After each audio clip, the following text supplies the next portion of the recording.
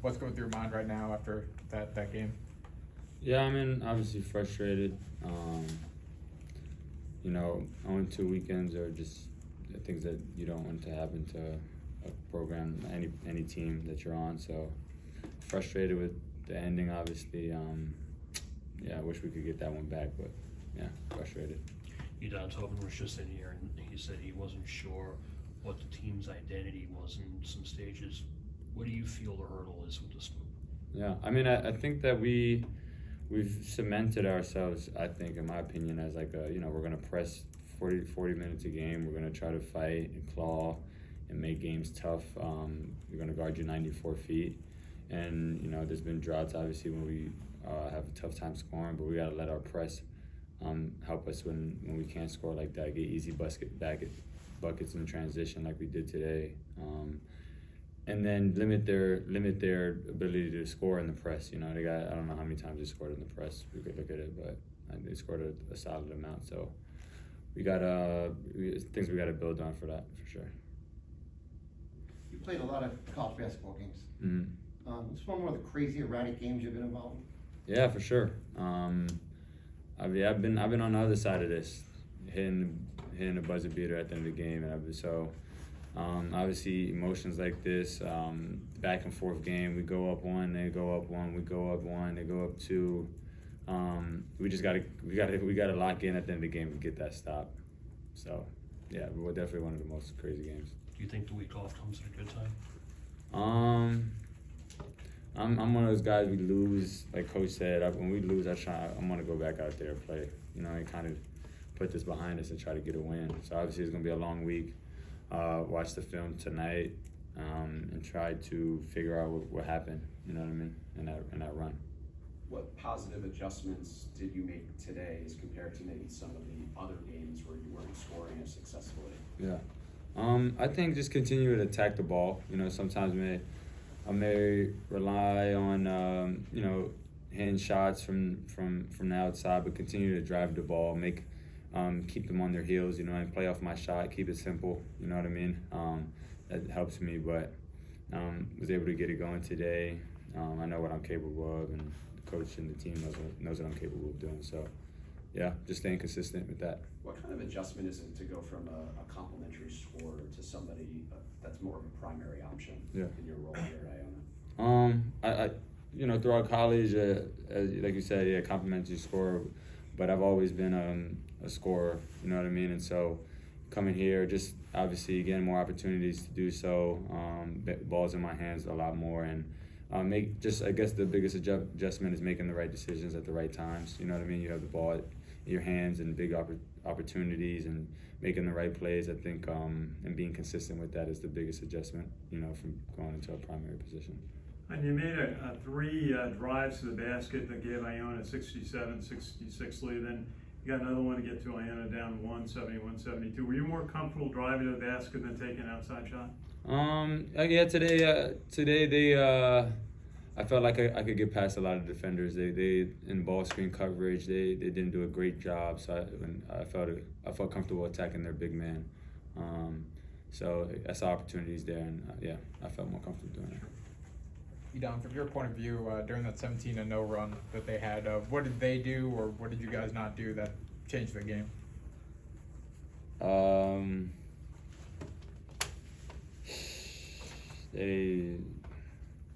don't know. We're gonna watch film after this, and being in the game, I think maybe we could have slowed it down.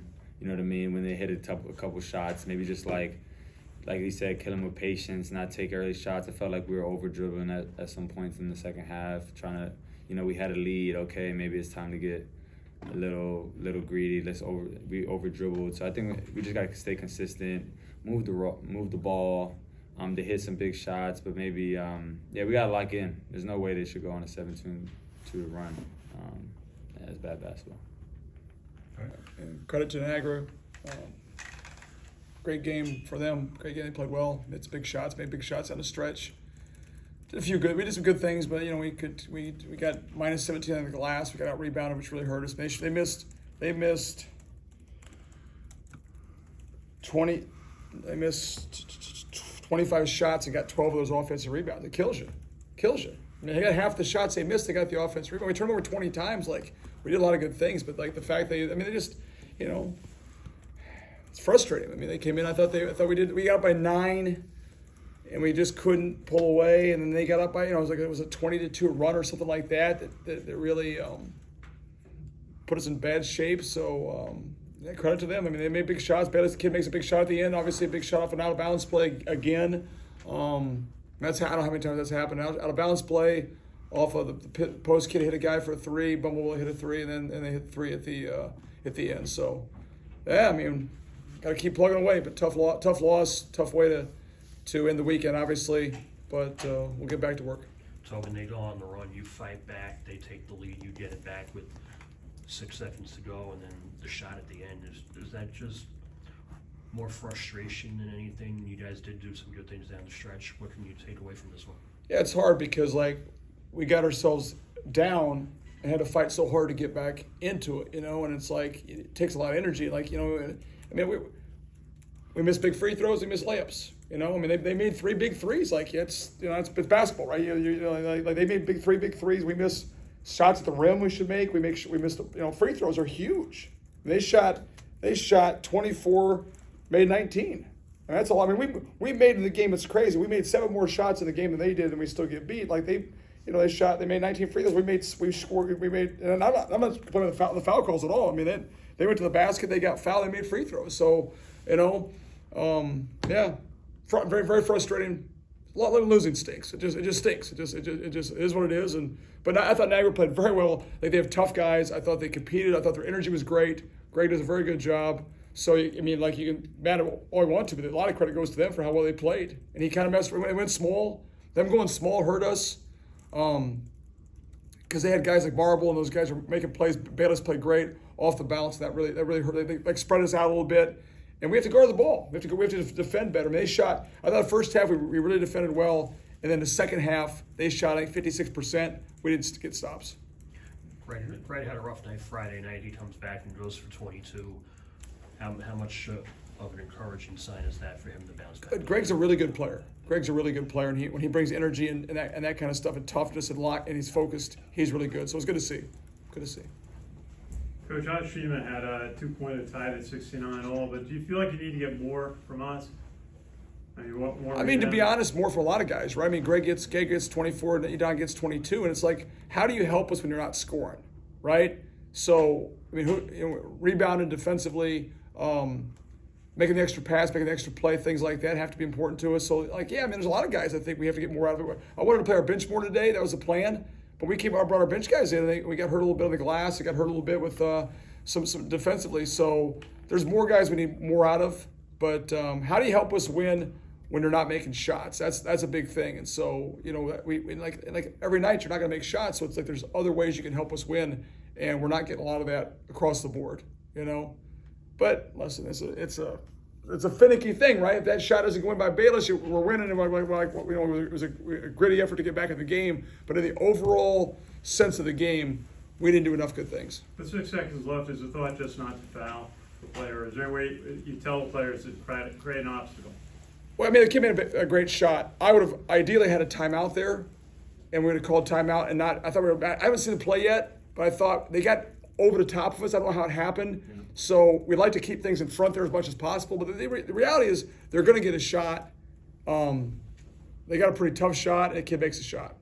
So ideally, if we had a timeout, but you have to use your timeouts because we got behind to kind of get us back in the game. And all of a sudden, you're out of timeouts. You can't make the plays you want to make maybe at the end right there. But we didn't. Kid makes a big shot. I got to watch the play. I haven't seen the play yet. Sure. But I had a credit to him. Kid made a big shot. He makes that shot not much you can do. It was an interesting flow of the game because there was multiple times where it looked like Iona was about to make a run or starting to make a run, and then it would just slow down. And then you finally got your run, and you get this 9-point lead, and then they go on a 17-0 run. What happened there?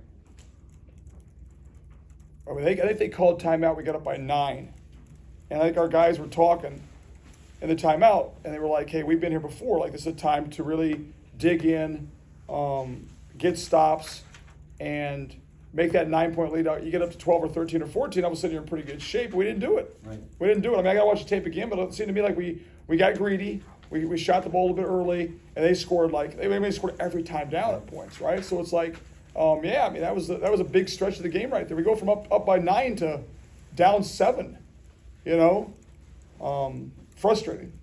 On the bench, were you thinking of any adjustment to make on that, or just out of control? We tried to go small because they went small, you know, and that was probably the thing, you know. So we were trying to, you know, it's Right. and listen, it's a game of runs a lot of times, but that run's too big. That's too big of a run. You got to be able to come down the floor and get like you kill teams with patience, right? Not with daggers. We went for the dagger a couple times. Like, just kill them with patience. And I thought, and like, listen, but a credit to them. You can't take away the fact they made big plays. They made big shots. And that's they made more plays than we did. One other question, Tobin. It seemed like today that you were attacking the rim all night. Was that part of the plan? Because it wasn't much of a 3-point game. Is that part of a plan? Just the way the game developed? Yeah, I mean, we had 48 points in the paint. It's pretty good. Yeah, I thought we attacked the rim great. Yeah, we'd like to do that, you know. I think that's any teams at their best offensively, you can attack the paint and get in the rim and make teams have to suck in. Then you get your threes off that. So I thought we did a good job. I thought that part was good. They switched all of our screens, which made it tough for us, you know. But I thought we had offensively did some good things, you know. I mean, you can't get out rebounded by 17, especially because they went small, right? So you say, well, hey, if they go small, maybe they're harder to guard. But at least we'll pound them on the glass. We'll pound them and be more physical. That didn't happen. So that's a frustrating part. Outside of Brett and Idan, the rest of the team goes 9 of 30. How do you get everybody on the same page? Well, so Jane, if I had to answer that question, I would be a millionaire, right? Yeah, I mean, we just got to keep working, right? Guys got to find their flow a little bit. But there's other things. I thought Joel Brown played very well. Like, I don't know how many he scored, but like you could just feel like Joel was constantly. He had 9. But here's a guy. He's got 9 points, 4 assists, and no turnovers. You know, he helped us. Like he scored a little bit, but he also got other guys' shots too. I thought he guarded pretty well too. So he helped us other ways too. So yeah, it's like, you know, sometimes the scoring is out of whack. It depends on who's playing well that night. But you got it. Like, I love guys who fill the box score. You know, guys who can rebound a little bit, get guys shots, do things like that. We're not getting that done right now. We're gonna if some guys aren't scoring. What else are you doing to help us win? But like this, they're great kids. They're trying hard. We're gonna get better. But yeah, you can't. You know, you want to be a contender in this conference to lose at home in the MAC twice. That's not good. You know, and that's got, you know, we gotta get better. Do you think the bye on Friday comes in an opportune time? No, I'd like to play right now if we could. You know, I mean, I'd like to go. I mean, I feel bad for the whole group because it's gonna be a long week. You know, so it's no. I mean, an 0-2 weekend is not like I'd like to go play as soon as we can. So no, we need to go. We need to play. You know. Sorry, halftime I was looking at the stats. I was like, that's great. Held them 1 to 7 from 3, and then the second half they go 7 for 10 from 3. Is this the way the games work out sometimes, or is that something you see? Yeah, I gotta see the tape and see what the threes. I mean, I know the last 3 threes. One was on an out of bounds play with like 9 seconds to go. They went back to the inbounder, which it hurt us a little bit this year. One was on they hit the post guy, skipped it for 3, and then the kid hit one at the end. Those 3 were. But I don't know where the rest of them came from. One was against our press. I think they pressed to it ahead, hit a 3 there. They seemed to hit the big threes when they had to. Right. You know, and that's when you have to, like, okay, they hit a couple threes. Like, they shoot the ball from 3 pretty well. We got to finish at the rim. We got to make free throws. You know, I mean, like, it's hard to go 6 for 14 from the free throw line and win games, because a lot of those free throws are going to be important free throws, and we just, you know, we didn't make them when we needed to, and that's what it is. Sorry if you addressed this, but the 17 steals, is that a step forward for the defense and the press? I mean, I think we turned St. Peter's over 19 times. We turned over these guys 20 times, so that part's good. We gave up some stuff in the press though too, so it's like there's some breakdowns at the back end of the press that has to get better. But I mean, I thought they have good guards and we turned them over, but yeah, I guess that's good. Like, that's a, you know, I feel like my wife, everybody wants a positive spin on things. I'm like, it stinks. It's losing stinks. Like, it just does. Like, it just you can find a positive in a lot of things, but at the end of the day, there's a scoreboard, and we got beat. And I thought they came in with a lot of energy, a lot of juice, you know. Did they have? I mean, and listen, it was a big day for Iona basketball. Big day to retire Jim Valvano's number, name up the rafters, like an awesome thing. Awesome thing for I told the guys we're the carekeepers of this program. We're here because of what Jim Valvano did and the other coaches did, and a lot of great people are back here. Well, it stinks to lose on a day like today. I hate it. It stinks. I mean, it personally bothers me to lose on a day when all those people are back here. I mean, it stinks, and I don't, Coach, did you follow Jim Valvano when you were a young coach, young player? Absolutely, yep. Growing up in Iowa, obviously, watching those games back in the day. And actually, he spoke at a clinic I was at when my dad was a high school coach. We used to go to all these coaching clinics. Went to one in Iowa City, was Carver Hawkeye Arena. And he spoke there. They played their tournaments. Back when big schools go play in big schools tournaments. And he was there, did a clinic, he talked. He was the funniest guy in the world to listen to. It was before, obviously, he had cancer and stuff. But he was a great speaker, great coach. And just awesome what's happened in his name since he's been gone, like all the stuff that's happened, to raise money to fight cancer and all that's been going on. It's unbelievable what a privilege it is and an unbelievable responsibility to be at a school where he started this whole tradition and got it going.